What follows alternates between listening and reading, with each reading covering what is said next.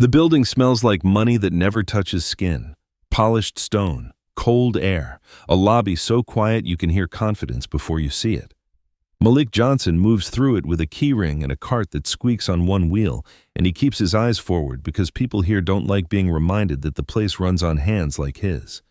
Navy work shirt, his name stitched above the pocket. Malik. The letters are a little frayed, like they've been rubbed by too many days and not enough rest.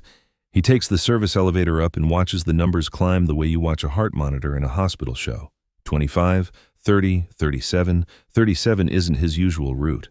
His supervisor had texted him earlier, board meeting prep, keep it quiet, keep it quick. Malik had nodded at his phone like nodding could stop trouble from happening. The doors open onto carpet so thick it swallows footsteps. The air smells faintly like citrus and printer heat. At the far end, the executive suite sits behind glass and soft lighting, like a museum exhibit for decisions. Malik's job is simple. Leave bottled water on a side table, straighten anything that's crooked, disappear. He rolls his cart forward. Halfway down the hall, he hears something that doesn't belong in a place this controlled. Breathing. Not calm breathing, not tired breathing. Breathing that scrapes, that stutters, that sounds like it's losing a fight. Malik slows without meaning to. He looks left, right. No assistance, no security, just the hum of lights and the distant whisper of ventilation. The sound comes from a smaller door just off the main suite. A simple plaque, small conference B. The door is closed and locked. He knows it's locked because the handle twitches once from inside, then goes still, like whoever touched it changed their mind. Then a voice, low and sharp with panic, slips through the crack at the bottom. "Don't come in." Malik freezes. He should walk away. He should leave the water and pretend he never heard anything. He has a daughter. He has a custody review hanging over his head like a storm cloud. He can't afford any kind of misunderstanding on this floor. Then something shatters inside the room. Glass clinks, then crashes. A cup or bottle hitting the floor. The breathing turns into a small, strangled noise, like someone trying to swallow air and failing. Malik steps closer. His palm presses lightly to the door, gentle like he's touching a wild animal. "Ma'am," he says, low. No answer. Only breath. Then a whisper, almost a secret told to the carpet. I can't. Malik knows that sound. He knows it the way you know your own child's cry before you're fully awake. He crouches and brings his mouth closer to the gap under the door. "Hey," he says softly, steady. "Listen to me. You're not dying. Your body's lying to you." The breathing doesn't stop, but it shifts, like the person inside is listening with the last thread of control they have left. "What's your name?" Malik asks. Silence. Then, barely, "Evelyn." Malik's stomach drops. Evelyn Hart, CEO. The face on the corporate website smiling like she invented calm.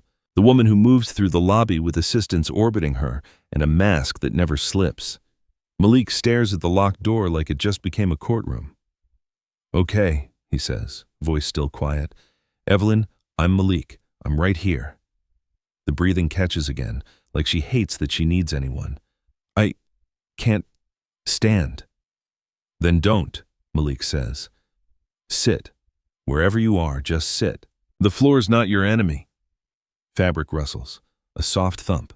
He hears her get down, closer to the ground, closer to stability. Malik reaches into the bottom of his cart, behind cleaning supplies and trash liners, and pulls out the things he never explains. 2 bottles of water, 1 cold, 1 room temperature, a roll of paper towels, a small tin of peppermint candies. He started carrying them after Ariel, after the grocery store panic spiral, after the first time his daughter's body turned on her without warning, tiny hands pressed to her ears, eyes wide like the world got too loud and too fast. You can't argue with panic. You guide it. You anchor it with something real. Malik slides the room temperature water and the peppermint tin toward the door. "I'm not coming in," he says, "but you need to unlock the bolt so I can slide something under." A beat, then a click. Not the full lock, just enough. Malik tests the handle carefully. The door opens an inch, stopped by a security chain. Through that inch, he sees a sliver of the room. A chair turned sideways, a table with a laptop open to slides, and Evelyn hard on the floor with her back against the wall, knees pulled up, her sleeve cuff twisted around her wrist like she's gripping herself to keep from falling apart. She doesn't look powerful. She looks human in the worst way. Malik doesn't step inside. He slides the water bottle through the gap. "Put your hand on it," he says. "Tell me if it's cold or warm." Evelyn's fingers move like they weigh too much. She touches the bottle and flinches as if sensation drags her back into her body. "It's cold," she whispers. "It's room temp," Malik says. "Your hands are cold. That's adrenaline. It's trying to protect you." She stares at him through the crack, eyes wet but not crying, like tears got stuck somewhere behind pride. "How do you know?" she asks. Malik slides the peppermint tin through too. "Open it," he says. "Put one on your tongue. Don't chew. Just let it sit there." She fumbles with the lid. A peppermint drops. She picks it up with shaking fingers and puts it in her mouth. Her eyes squeeze shut for a second like the taste hits a memory. "Now breathe with me," Malik says. "Not deep, not perfect, just steady." He breathes so she can hear the rhythm, in through the nose, out through the mouth. Evelyn tries, fails, tries again, gets closer. Malik keeps his voice low, calm, like he's talking someone back from a ledge. "5 things you can see," he says. 4 you can touch, 3 you can hear, 2 you can smell, 1 you can taste. Evelyn's eyes flick around the room. "The chair," she whispers. "The table, the laptop, the window, the light." "Good," Malik says. "Touch." "The bottle," she says. "My sleeve, the carpet, the wall." Her voice shakes, but it holds. Outside, down the hallway, distant voices grow louder. People gathering. The machine warming up. Time tightening. Evelyn's breathing slows in tiny increments like a clock winding back from the edge. When she looks at Malik again, there's a new sharpness in her eyes. Not power. Awareness. "If anyone finds out about this," she starts. She doesn't finish. He understands anyway. The world punishes women in her seat for being human. The world punishes men like him for being too close to the seat. "I didn't see anything," Malik says. Her throat moves. Her gaze flicks to his name patch like she's trying to memorize it for later. "Thank you," she whispers. Then, quieter, like she's bargaining with gravity. "Please don't tell." Malik nods once. He doesn't realize yet how many people are already watching the door. Across town, Ariel Johnson sits at their kitchen table coloring a sun with too many rays. She always draws the sun bigger than it's supposed to be, as if she can make warmth on paper and carry it with her. Malik stands at the stove stirring oatmeal, watching her with the kind of attention that comes from fear, not leisure.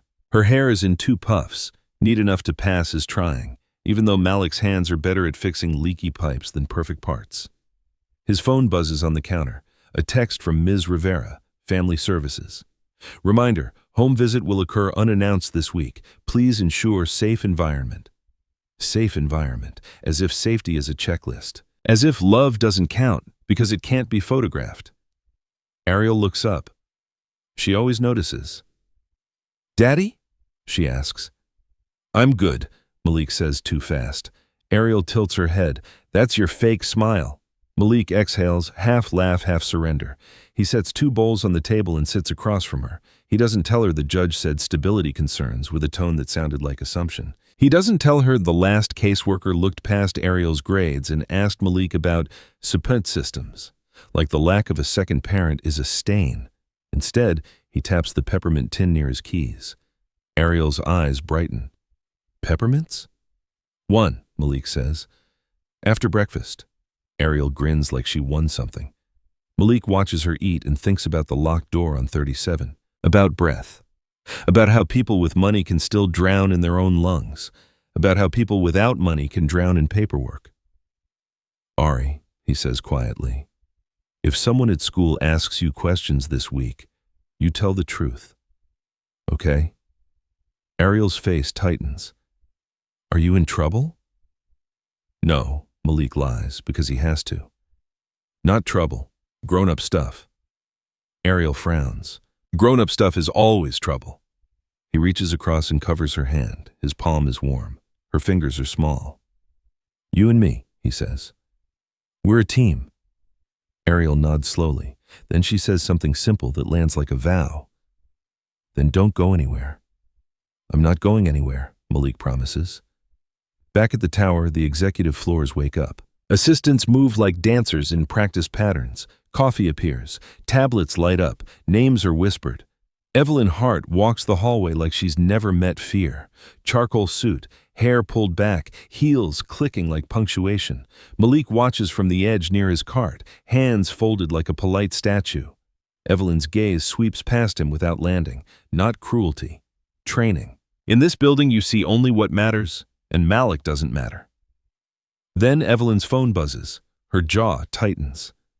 For half a second, her hand trembles as she turns the screen face down. Subtle, easy to miss. Malik doesn't miss it. Evelyn slips into the small conference room again and locks it. Malik's chest tightens. He tells himself not to move. He already helped once. He already risked too much.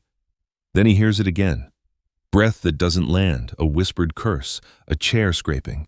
His feet move before his brain can argue. He reaches the door and lowers his voice. Evelyn, he says. It's Malik. Silence. Then the chain shifts, the latch clicks, the door opens a hair. Evelyn's eyes meet his, and the mask drops just enough to show panic still fluttering behind her ribs. You? She whispers, like she can't believe he exists twice. Me? Malik says. She looks past him into the hall. They can't see this. I know, he says. He doesn't notice the ceiling camera above the hallway intersection. He doesn't notice how the lens doesn't quite point where it should. But someone else does. At the far end of the hallway, Dana Klein stands with a tablet pressed to her chest, watching the door with a smile that never reaches her eyes. When Malik steps back from the crack of the door, Dana's gaze flicks down to his name patch like she's reading a target. Her voice carries, light and sharp. Excuse me, she calls. Can I help you? Dana's heels click closer. Malik keeps his posture neutral, hands visible. He learned early that a black man in a corporate hallway needs to look harmless on purpose. Dana stops a few feet away and smiles. It's polite the way a blade can be polished. Facilities, she says, eyes on his patch. Malik. Yes, ma'am. Dana's gaze slides to the door behind him. The chain is still on. Evelyn is still inside. Dana doesn't ask if she's okay. This floor is restricted, Dana says. I'm assigned to deliver water and supplies for the board suite, Malik replies. Dana's smile widens.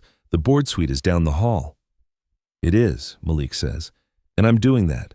Dana leans in, voice lowering. You don't belong near that door. Malik holds steady. Understood. Dana studies him like she's deciding whether he's a problem or a tool. Then she steps back. I'll be sure to mention, she says, that you're proactive. Proactive lands like a note to file. Dana walks away, heels clicking like a countdown. Malik leans closer to the crack in the door.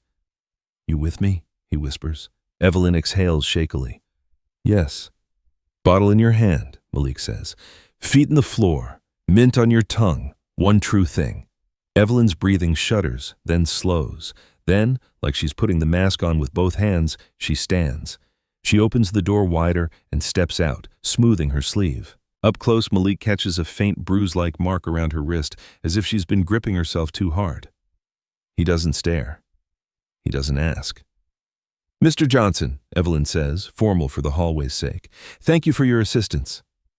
Cold words, warm eyes. Yes, ma'am, Malik replies. Evelyn walks toward the board suite like nothing happened. Malik pushes his cart away, feeling the building notice.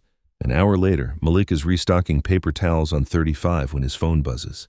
Internal call. HR. His throat tightens.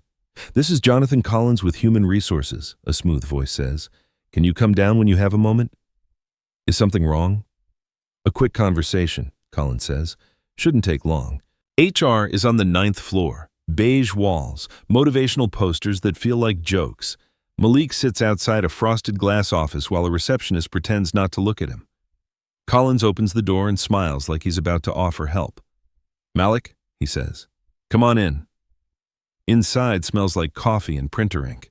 A framed photo of 2 kids in soccer uniforms sits on Collins's desk, like proof he's human too. Collins folds his hands. I'll be direct. A concern was brought to our attention. Malik's heart thuds. What kind of concern? A report that you were seen in a restricted area near executive spaces, Collins says.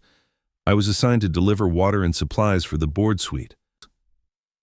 Collins nods slowly. And were you asked to enter small conference B on 37?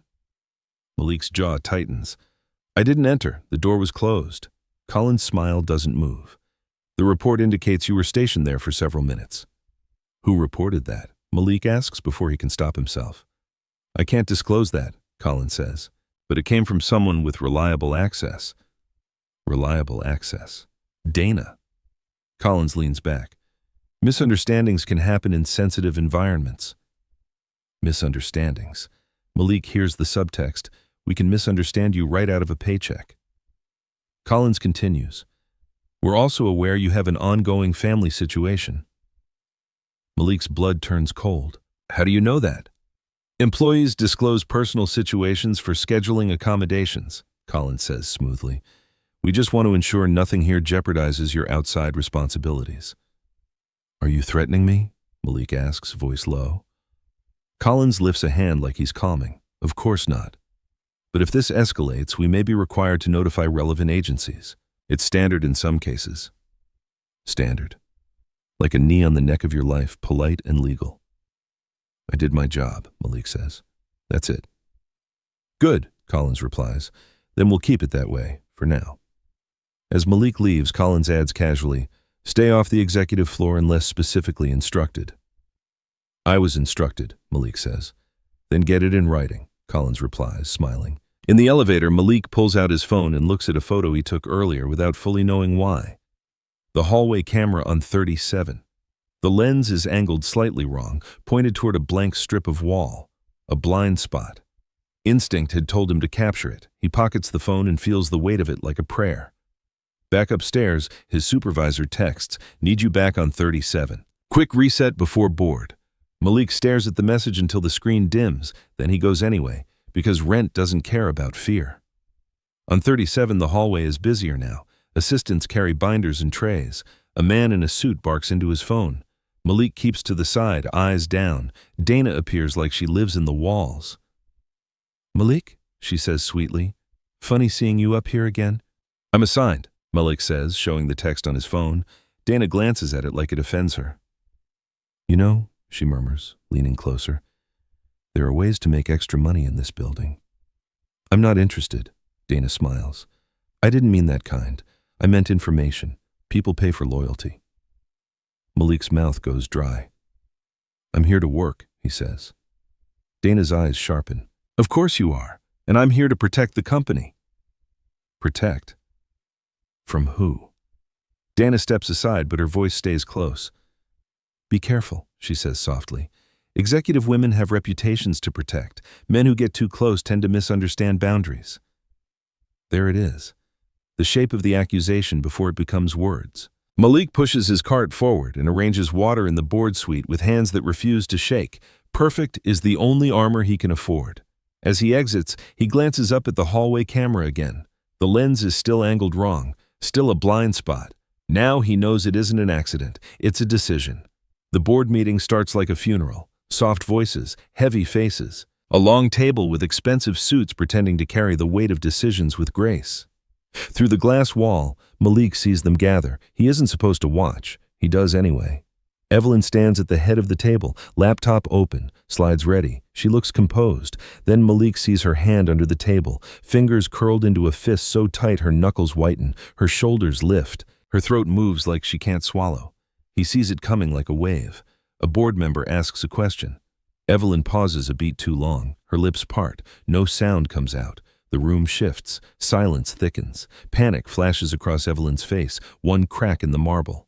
Dana, seated halfway down the table, leans forward slightly, eyes watching Evelyn like a predator watching a stumble. Malik makes a decision in a single heartbeat. He rolls his cart toward the suite entrance, purposeful. A security guard steps forward. Sir? Water service, Malik says low. Executive request. The guard hesitates between protocol and the fact that Malik looks like he belongs to the building's background. That hesitation is Malik's doorway. Malik enters, heads turn, eyes narrow. The air tightens. He moves straight to Evelyn's side and places a bottle of water near her hand. Close enough for her fingers to find it, subtle enough not to look like a rescue. He leans in without moving his lips much. Bottle, he murmurs. Feet. Count. He slides a peppermint onto the table near her notes. From a distance, it looks like nothing, just a worker doing worker things. But Evelyn's eyes lock on the peppermint like it's a lifeline. She takes it and puts it in her mouth so smoothly it could be a habit. Her breathing shifts. Her shoulders drop a fraction. Her voice returns. Thank you, she says to the board member as if she only paused to consider. That's a fair question. The room exhales without knowing why. Dana's gaze follows Malik as he backs away. Her smile doesn't move, but her eyes harden. Malik exits the suite, heart pounding. A minute later, an assistant slips out and approaches him. Mr. Johnson, she whispers. Mrs. Hart needs a word. Malik follows her to the small conference room. Inside, Evelyn stands by the window gripping the sill like she's holding the world in place. You should not have done that, she says without turning. You were, Malik starts. I know what I was, Evelyn snaps. Then her tone softens like the anger scares her. She turns. Up close, Malik sees sweat at her hairline, tightness around her eyes, the effort it takes to stand tall. Donna saw you earlier, Evelyn says. Dana watches everything. She already went to HR, Malik replies. Evelyn goes still. What did HR say? Malik tells her, brief, controlled. They implied custody, he finishes. They implied they could make this personal. Evelyn's expression shifts, something like guilt crossing her face. She's using me, Evelyn whispers, and now she's using you. Why? Malik asks. Because I've been slipping, Evelyn says, like the word tastes bitter. And Dana wants my chair.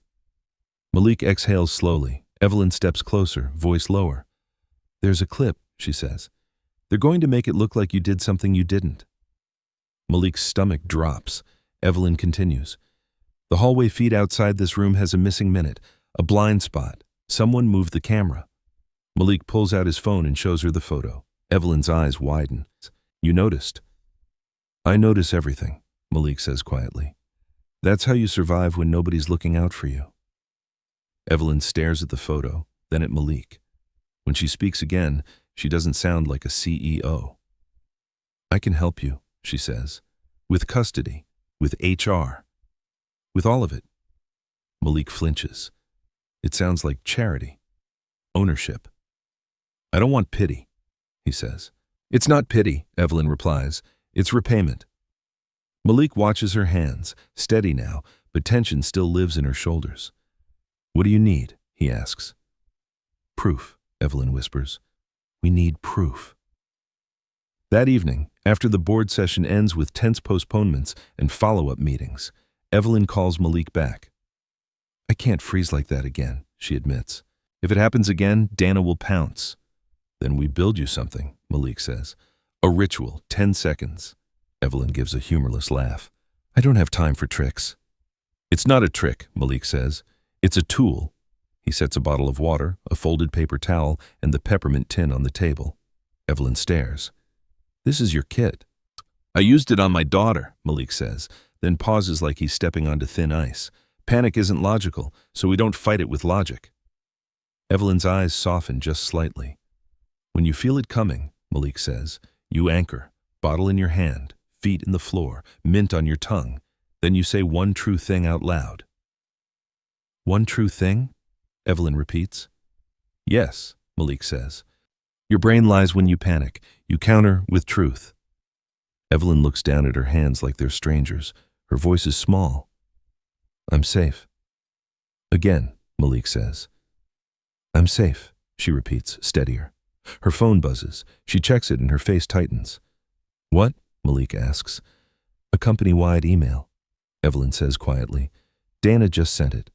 She turns the screen so he can see. Notice of investigation, employee misconduct. Malik's mouth goes dry. Evelyn's voice tightens. She's speeding up. That means she thinks she's about to win. Malik nods once, slow. She's going to make me pay.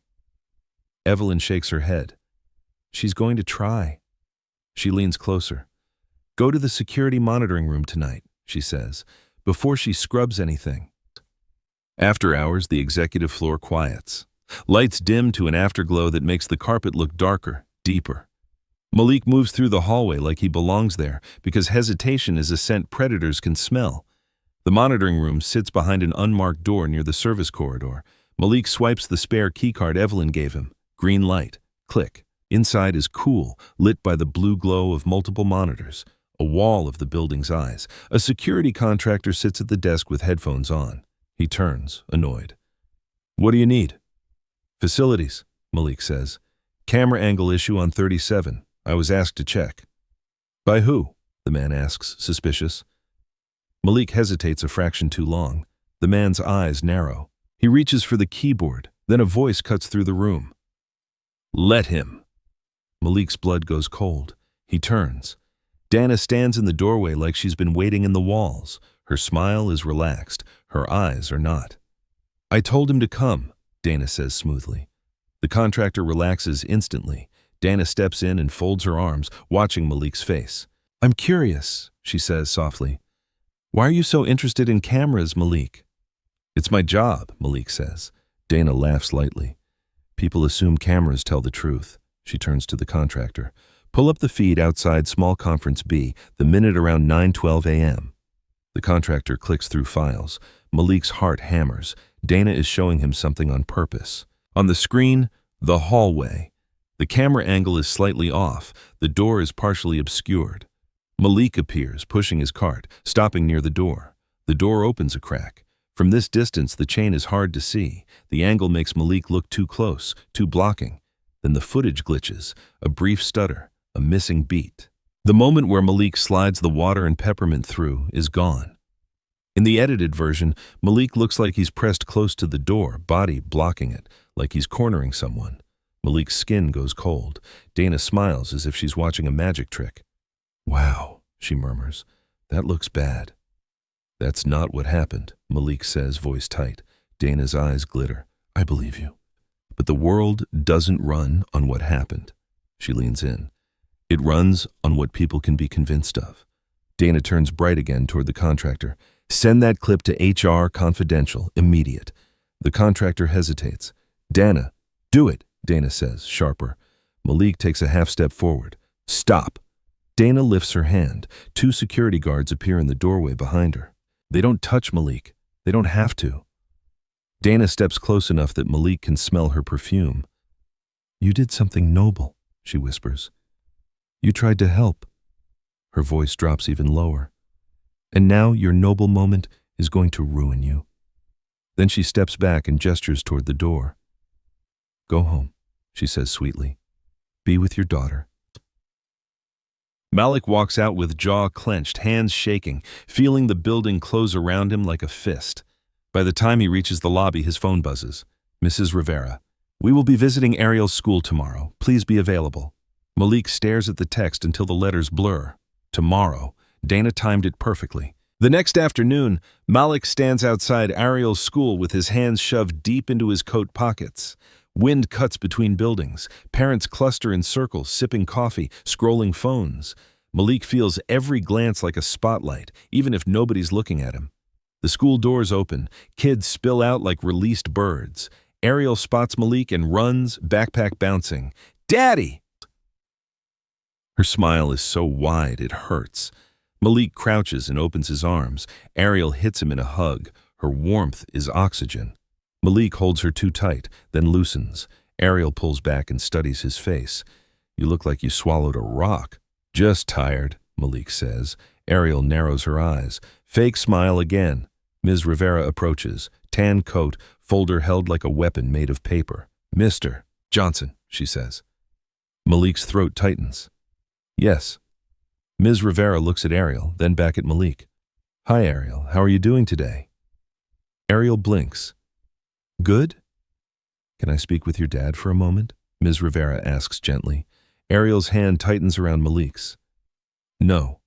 Malik's chest tightens. Ariel shakes her head. "You said people might ask questions." Ms. Rivera softens. "I'm not here to scare you. I just need to check in." Ariel looks up at Malik, voice dropping. "Are they trying to take me?" Malik's heart breaks cleanly. He crouches to her level and holds her small face with gentle hands. "No," he says firmly. "Nobody's taking you." Ms. Rivera clears her throat. "Mr. Johnson, we received a report." "A report?" Malik repeats, though he already knows.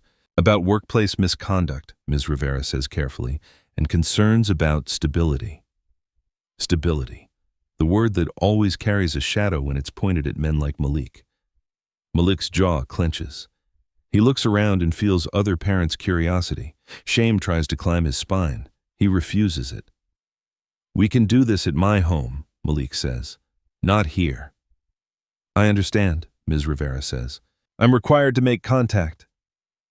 "And you chose my daughter's school," Malik says quietly. Ms. Rivera's eyes flicker with something like regret.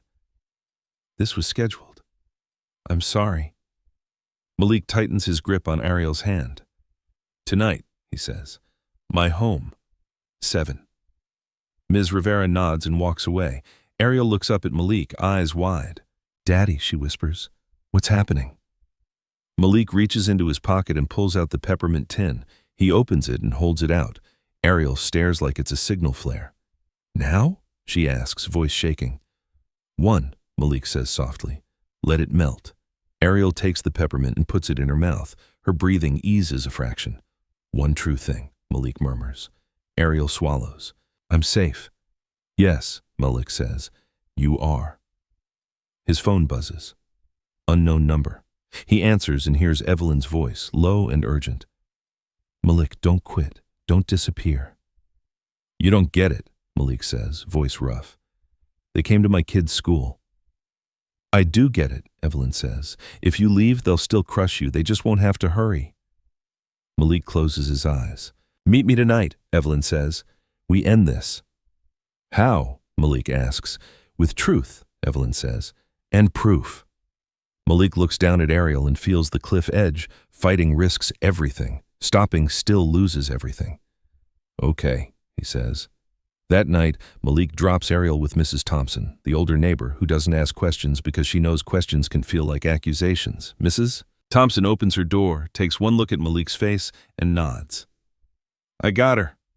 Ariel clings to Malik's coat. "Don't go." Malik crouches and holds her face. "I have to handle something," he says, "but I'm coming back." Ariel's eyes fill. "You promise?" "I promise," Malik says, and it hurts because promises have enemies. Back at the tower, the lobby is nearly empty. Security nods at Malik without interest. He is still invisible, and he uses that invisibility like camouflage. He rides the service elevator to 37. The floor is quiet. The carpet swallows sound. He swipes Evelyn's spare keycard at the monitoring room again. Green. Click. Inside, the room is empty this time. Monitors glow unattended. Malik approaches the desk and wakes the screens. He clicks through logs with hands that want to shake but won't. Access records, keycard entries, most are security staff. 2 stand out like bruises. Dana Klein, yesterday morning. Ethan Mercer, security contractor, multiple entries. Malik photographs the log with his phone. He finds the camera adjustment history, manual shift at 9:10 a.m., 1 minute before Malik arrived at that door. He photographs that too. He needs one more thing, the raw file, the unedited footage. Proof doesn't matter if it's only your word. He navigates to archived video. His heart pounds in his throat. He selects the date and time. A progress bar crawls. He holds his breath. The file appears. Then the door handle turns. Malik's blood turns to ice. The door opens. Ethan Mercer steps in. Late 20s, tired eyes, security contractor jacket. He freezes when he sees Malik at the workstation. "What the?" Malik lifts his hands. "Maintenance." Ethan's eyes narrow. "Maintenance doesn't pull archives." Malik's mind races. Running looks guilty. Fighting ruins everything. He chooses the only weapon he has left. Truth, spoken like it might be enough. "Dana moved the camera," Malik says. "I have the log. I have the access history. If you delete anything, I email it out." Ethan hesitates. Malik doesn't actually have it emailed yet, but Ethan doesn't know that. Ethan's jaw tightens. "You don't know what you're doing." "I know exactly what I'm doing," Malik says. "I'm protecting my kid." Something flickers in Ethan's face. Guilt, maybe. Fatigue. Ethan's phone buzzes. He glances at it. Dana pulling a leash. Ethan looks back, voice lower. "You need to leave. Now." Not without the raw file, Malik says. Ethan stares at him for a long beat, then steps forward, grabs the mouse, clicks quickly. Malik lunges a half step. Ethan holds up a hand.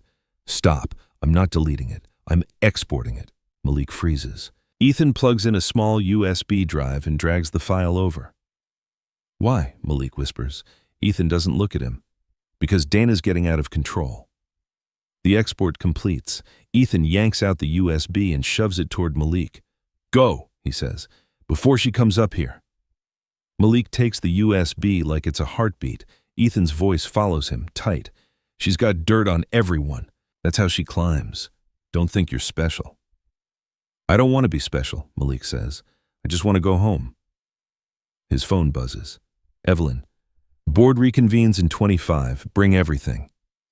Malik grips the USB in his pocket and walks toward the glass suite like he's walking into a storm with a match. Inside, the lighting is brighter than before, like light can disinfect guilt. Evelyn stands near the head of the table with hands on the back of a chair. Dana sits halfway down, composed, lips curved like she already knows the ending. Collins from HR is there too with a folder, watching like he's waiting to turn a page. Malik steps in and the room turns its attention toward him like a camera finding focus. Dana's smile widens. Well, Dana says brightly, look who decided to join us. Evelyn's eyes meet Malik's. Something passes between them, sturdier than comfort, recognition. Malik walks to Evelyn's side and hands her his phone with photos of access logs and camera shift history. He places the USB on the table without ceremony. He doesn't talk. He lets evidence speak. Dana senses it. Her smile thins. Evelyn, Dana says, sweet and sharp, we should address the employee issue before proceeding. The board deserves transparency. Collins nods. Agreed. Evelyn takes a slow breath, not shaky, deliberate. Yes, she says, let's address it. Dana leans back, satisfied. Evelyn turns slightly toward the room. Mr. Johnson has been accused of misconduct based on hallway footage. Dana's eyes shine. Evelyn continues, voice calm. That footage is edited. The room goes still. Dana's smile falters for the first time. That's a serious claim. It is, Evelyn says. She gestures to the screen. Play the raw file. Dana's eyes flash. There is no raw file. Evelyn's gaze doesn't move. A board member inserts the USB. The raw video loads. Time stamped 9:12 a.m. The hallway appears. Malik pushing his cart, stopping near the door cracking open with the chain visible if you look. Malik never stepping inside. The water sliding through, the peppermint tin sliding after, Malik's mouth moving as he speaks calmly from the hallway. Inside the room, Evelyn sliding down to sit, breathing shifting, hands gripping the bottle, no cornering, no threat. No violation. Just help. A hush settles. Dana's face drains of color. Evelyn's voice cuts cleanly. Now review the access logs for the monitoring room. She lifts Malik's phone so the board can see. Dana Klein accessed the camera controls that morning. The camera angle was changed minutes before the incident. Dana's mouth opens and closes. That's absurd. I have clearance. You have clearance to observe, Evelyn says, not to manipulate. Dana's mask cracks and anger spills through. You're making this about me because you're unstable. Unstable drops into the room like a match. Evelyn doesn't flinch. Instead, she does the thing that terrifies her most. She tells the truth that could cost her everything. You're right, Evelyn says. I have been unstable. Small gasps, controlled but real. Dana freezes, thrown off script. Evelyn looks at the board. For months I've had panic attacks, Dana scoffs. So you're confessing incompetence. Evelyn's jaw trembles for a second. She steadies it. I hid it, she says, because this company rewards invulnerability and punishes humanity. Dana leans forward. You're handing them a reason to remove you. Evelyn turns her head slowly and looks at Dana like she's finally seeing what Dana is. No, Evelyn says. I'm handing them a reason to remove you. Dana's eyes flash. You think you can blame me for your weakness? Evelyn's voice softens, and it carries more force than a shout. This isn't about blame, she says. It's about what I did. And the room tightens. A year ago, Evelyn continues, I signed restructuring plans that made staffing look good on paper. Her throat tightens, but she keeps going. Under those plans, a manager collapsed at work, she says, because the workload became impossible. She pauses and the silence turns heavy. He died, she says simply. Malik's chest tightens. He doesn't know the man's face, but he knows the kind of death. Quiet, swallowed by policy. Evelyn's eyes shine, but her voice holds. My signature was on the page, she says, and my body didn't let me forget. Dana laughs harshly. You're ruining the company. Evelyn lifts her chin. No, I'm making it honest. She looks at the board. I'm postponing the workforce reduction pending an independent review, and I'm requesting an investigation into internal misconduct related to security manipulation. Dana's face goes pale. Collins shifts like he wants to disappear. Dana stands abruptly. This is a coup. You're sacrificing me to save your reputation. Evelyn steps closer. You tried to destroy a father's life to cover your tracks. Dana's head snaps toward Malik, hate sharp. You don't know who you're defending, Dana spits. He's just... Evelyn cuts her off. He's a person. Silence. Dana's desperation takes the wheel. You think the public won't see it? Dana says, voice rising. A black man alone with you behind a locked door? They'll believe the worst. They always do. Malik's throat tightens. Heat burns behind his eyes. Evelyn turns to the board and speaks clearly, as if she's choosing her spine. Then we tell the truth anyway, she says. She looks at Malik and holds his gaze. This man saved my life, Evelyn says, and you will not punish him for it. The board chair clears his throat. Dana, he says, we need you to step out while we discuss next steps. Dana stares stunned. Her eyes flick to Collins for rescue. Collins doesn't meet her gaze. Dana storms out, heels cracking against carpet like gunshots in a hallway designed to swallow sound. When the door closes, the room exhales. Evelyn's shoulders sag for a moment like her body finally admits what it's been holding. Malik steps closer and murmurs, barely audible, bottle. Evelyn reaches for the water without thinking and grips it. Her feet press into the floor. Her jaw shifts as the peppermint melts. She whispers, so quiet it's almost for herself, I'm still here. Malik nods once. His phone buzzes. Ms. Rivera, see you at 7 p.m. Consequences don't disappear because truth won in a room full of suits. At 7, Ms. Rivera sits at Malik's kitchen table with her folder open. Ariel sits on the couch with Mrs. Thompson nearby, coloring the same oversized sun like she's building warmth with crayons. Mrs. Rivera's voice is professional, but not cruel. I received information suggesting instability at work and potential risk factors, she says. Malik keeps his hands on the table. Still. Visible. There was an accusation, Malik says. It was false. Ms. Rivera looks up. Do you have documentation? Malik slides his phone across the table. The access logs photo. The camera shift time. A still frame from the raw video with the chain visible. Ms. Rivera studies it silently. When she looks up, her expression is changed. Not warm, but fair. Why would someone do this? She asks. Because I was convenient, Malik says. Ms. Rivera glances toward Ariel, then back to Malik. She seems safe, Ms. Rivera says quietly. Malik's throat tightens anyway. She is safe. She's loved. Ms. Rivera closes her folder slowly. I will note that the report appears retaliatory, she says, and that you responded appropriately. Relief hits Malik like a wave. Ms. Rivera stands. We'll continue routine check-ins, she says, then pauses at the door as if deciding whether she can afford honesty. I'm sorry I approached you at the school, she adds. It wasn't fair. Malik nods slowly. People do what the system teaches them, he says. The system taught you I was suspicious. Ms. Rivera's eyes lower. Yes, she admits. Then she leaves. Ariel climbs into Malik's lap even though she's getting big for it. Did we win? She asks. Malik kisses her forehead. We didn't lose, he says. Ariel studies his face. Real smile?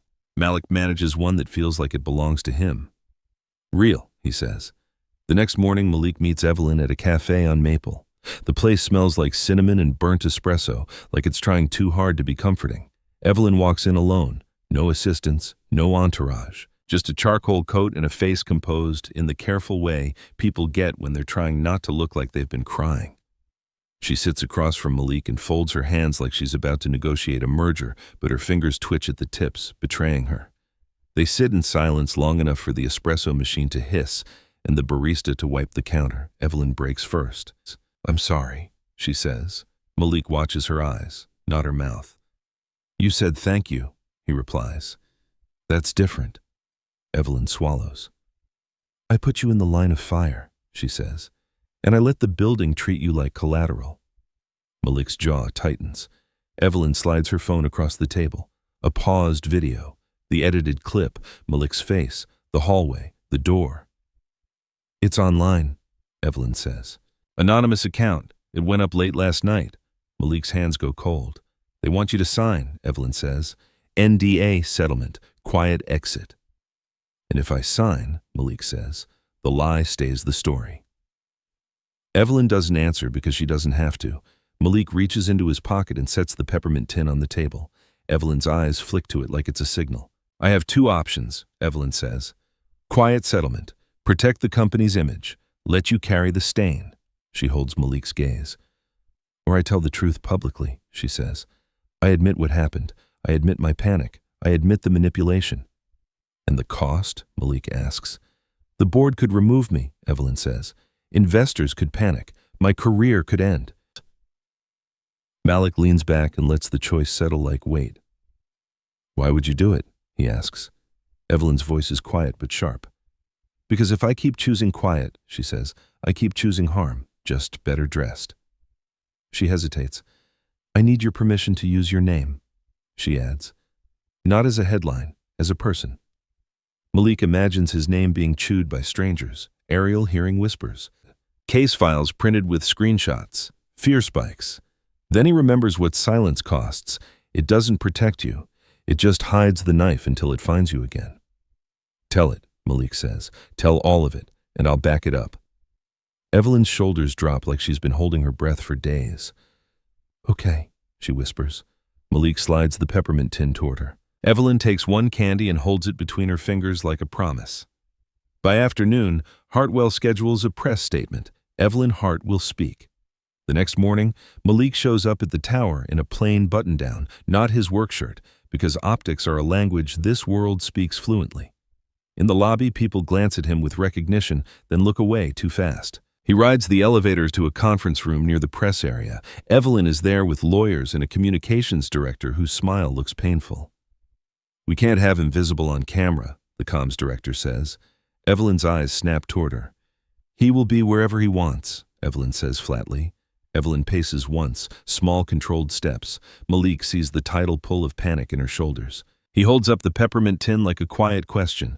Evelyn takes one and puts it on her tongue. Her feet press into the floor. Her lips move quietly. One true thing. Then she opens her eyes steadier. The press conference begins in a room that feels too clean for the mess underneath it. Cameras line the back wall like a row of eyes.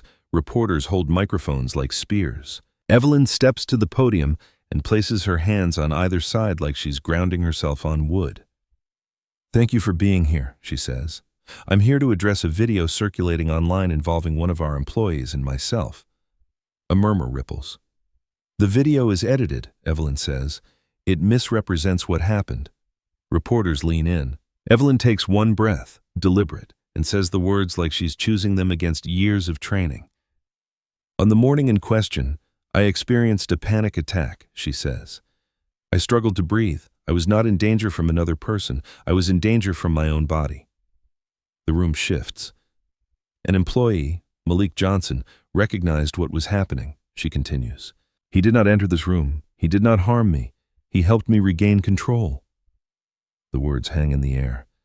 "And I will not allow a lie to destroy someone's life," Evelyn says. A reporter calls out, "Why did you have a panic attack, Ms. Hart?" Evelyn pauses, and Malik can feel the world waiting to decide whether she will perform perfection. Instead, she says, "Because I've been carrying decisions that hurt people."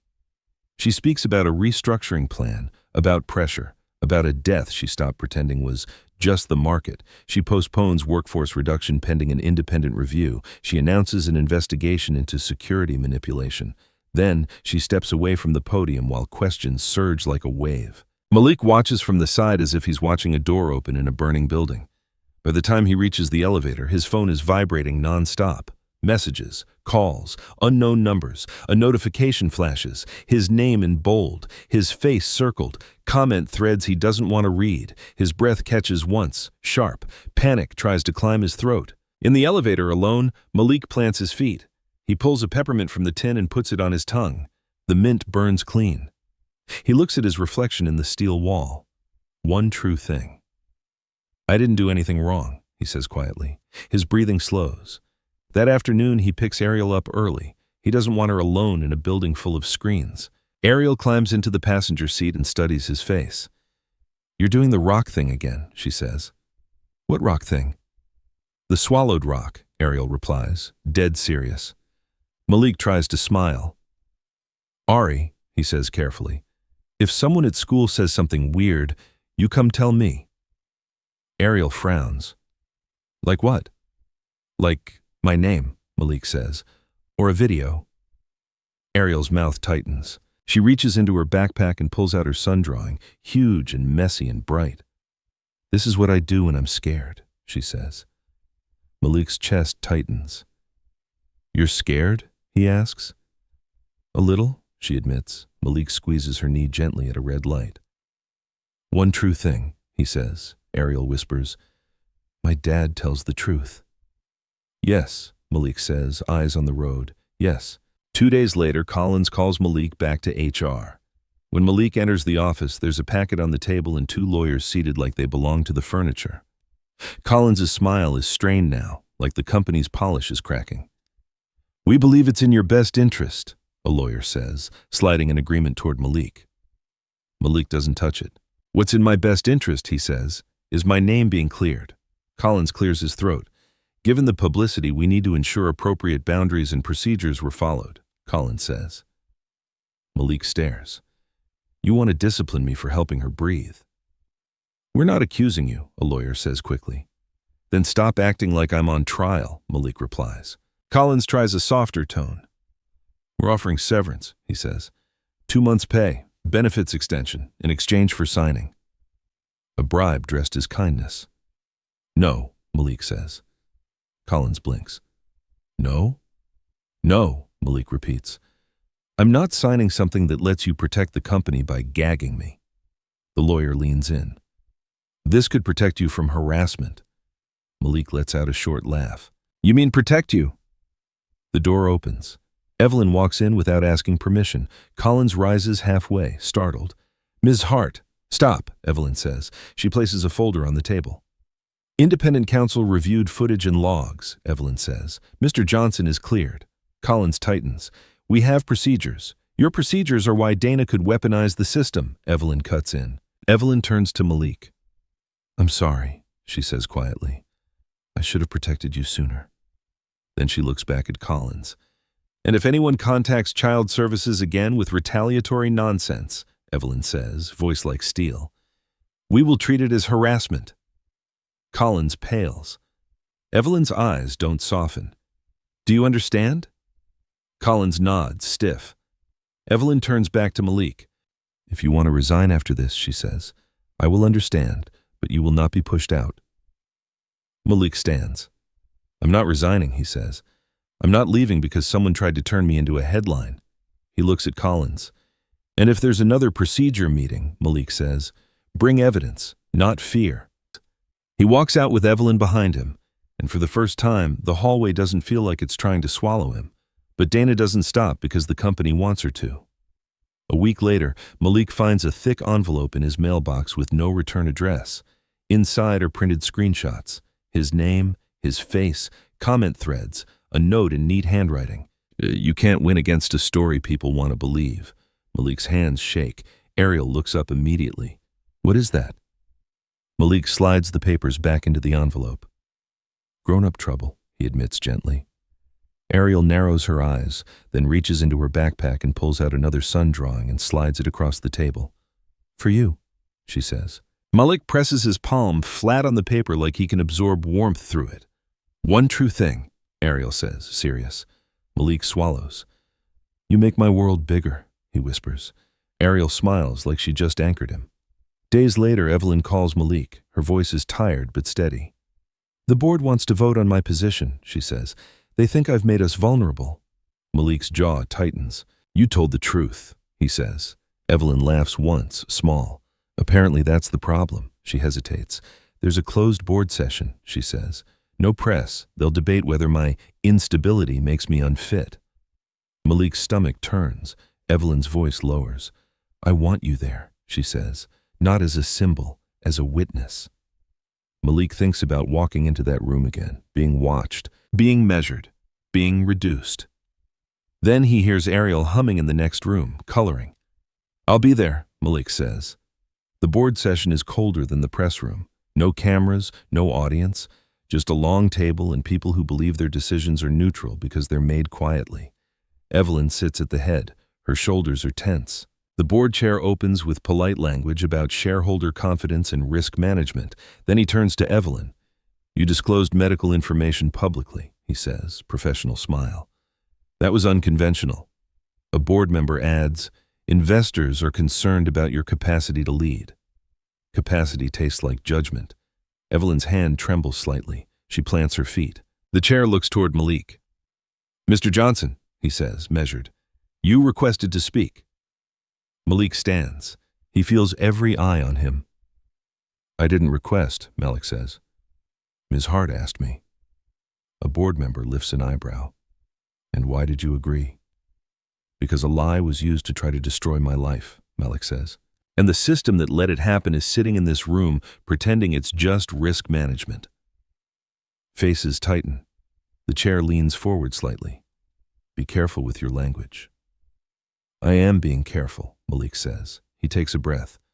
When I heard Ms. Hart behind that door, she wasn't a CEO, Malik says. She was a person who couldn't breathe. The room is quiet. I helped her the way I helped my daughter, Malik continues. Water, grounding, breathing, that's it. A board member shifts. And you understand why the optics were concerning. Malik's jaw tightens. The optics were concerning because you assumed the worst about me, he says, voice steady. And you assumed the worst because it was easy. Silence. Dana used that ease, Malik says, and HR almost used it to threaten my custody. The chair's face tightens. You have no proof of that. Malik pulls a folded document from his pocket and places it on the table. A record of HR's call, Malik says. Time, date, summary prepared by my attorney. The chair stares at it like it's something unpleasant. You're deciding whether Ms. Hart can lead because she admitted panic attacks, Malik says. But you're not asking whether the people around her should lead when they weaponize fear and bias to climb. Evelyn's eyes stay on Malik, steady. You talk about capacity, Malik continues. Capacity is telling the truth when it costs you. Capacity is refusing to hide behind a lie even when the lie is easier. A board member speaks coolly. So you want us to keep Ms. Hart because she's honest? Malik nods. I want you to keep her because she's brave enough to stop pretending, he says. And pretending is what got someone hurt in the first place. The chair's eyes narrow. That's inappropriate. Malik's voice drops lower, still controlled. What was inappropriate, he says, was calling a man's death market pressure. Silence lands like weight. Malik feels his heart pounding, but he doesn't let it into his voice. Feet in the floor, one true thing. I belong here, he tells himself silently. Then he looks back at the board. You can remove her, Malik says. You can protect your image. You can keep doing what you've always done. He pauses. But if you do, he says, be honest about what you're protecting. He sits. The chair clears his throat. We will deliberate, he says. Ms. Hart, Mr. Johnson, step out. In the hallway, Evelyn leans against the wall as if the building is heavier than usual. You didn't have to do that, she whispers. I did, Malik replies. Evelyn's lips move quietly. One true thing, she says, almost reflex. Say it, Malik murmurs. Evelyn swallows. I can survive this, she says. Yeah, Malik says, you can. After what feels like a lifetime, the door opens. The board chair stands there with a carefully neutral expression. Ms. Hart, he says, the board will not remove you at this time. We are requiring an independent compliance officer and leadership review. Not a victory, a leash. Evelyn nods once. Understood. The chair looks at Malik. And Mr. Johnson, we will issue a formal statement clearing your name. Malik's throat tightens. Good, he says. Evelyn exhales slowly. She looks at Malik with something like gratitude, heavy and real. I owe you, she says. Malik shakes his head. You owe my daughter, he replies. Make this place safer so people like me don't have to beg to be believed. Evelyn's gaze steadies. I will, she says. 2 months later, Dana is arrested, not in a dramatic hallway chase, in paperwork and warrants and quiet consequences, fraud, unauthorized access, evidence tied to coercion, the kind of crimes that look boring until you see the wreckage they leave in people's lives. The company releases the raw footage in a formal statement clearing Malik. They pursue takedowns, they fight reposts, they push truth harder than they ever pushed silence. It helps. It doesn't erase everything. Some people still believe what they want. But now, Malik has something he didn't have before. Official truth. And official truth matters when your life depends on documents. Ms. Rivera visits again, but this time she doesn't show up at Ariel's school. She comes to Malik's apartment in the evening and sits at the kitchen table. Ariel shows her a drawing, 2 figures holding hands under a huge sun. That's me and my dad, Ariel says proudly. Ms. Rivera smiles at the picture. Then she looks at Malik. She's proud of you, she says quietly. Malik swallows. Ms. Rivera closes her folder. The case is stable, she says. No further action needed unless something changes. Malik lets out a breath he didn't realize he was holding. Thank you, he says. Ms. Rivera hesitates at the door. I'm sorry I approached you at the school, she says. It wasn't fair. Malik nods slowly. People do what the system teaches them, he says. Teach it better. Ms. Rivera's eyes lower. I will, she says. Then she leaves. Ariel climbs into Malik's lap. Are they done? She asks. For now, Malik says. Ariel studies his face. Real smile? Malik smiles, and this time it lives in his chest. Real, he says. Weeks pass. The internet finds new fights. The building keeps humming. But some things change in small, stubborn ways. Evelyn funds mental health support that can't be used as a weapon. She forces HR to document sources for concerns. She adds checks that make blind spots harder to create. One afternoon, Malik is called up to Evelyn's office. He hasn't been there before. Her office is glass and clean lines and a view of the city that looks like it's trying to be endless. Evelyn stands by the window holding a water bottle. When Malik enters, she turns. Hi, she says, calmer than before. You wanted to see me, Malik says. Evelyn gestures to a chair. Malik sits, careful. Evelyn sits across from him, not behind a desk, as if she's trying to remove barriers on purpose. I'm going to offer you something, she says. Malik's shoulders tense. I'm not signing another quiet agreement. Evelyn shakes her head. Not that. She slides a folder toward him. Operations coordinator, she says. A real salary, predictable hours, benefits. It's not a favor. It's a promotion based on performance. Malik opens the folder and sees numbers that make his throat tighten. Numbers that mean Ariel's school trips without panic. A savings account. A little room to breathe. He looks up. Why? He asks. Evelyn meets his gaze. Because I built this company on the labor of people I didn't see, she says. And I'm done pretending that's normal. When she pauses. And because you taught me something, she adds. What? Malik asks. Evelyn's eyes flick toward a peppermint tin on her desk. She keeps one now. That leadership isn't not breaking, she says. It's what you do when you're breaking. Malik's chest loosens and tightens at once.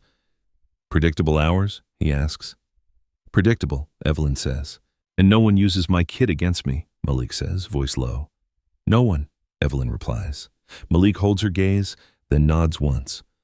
I'll take it, he says. Evelyn exhales, relief softening her face.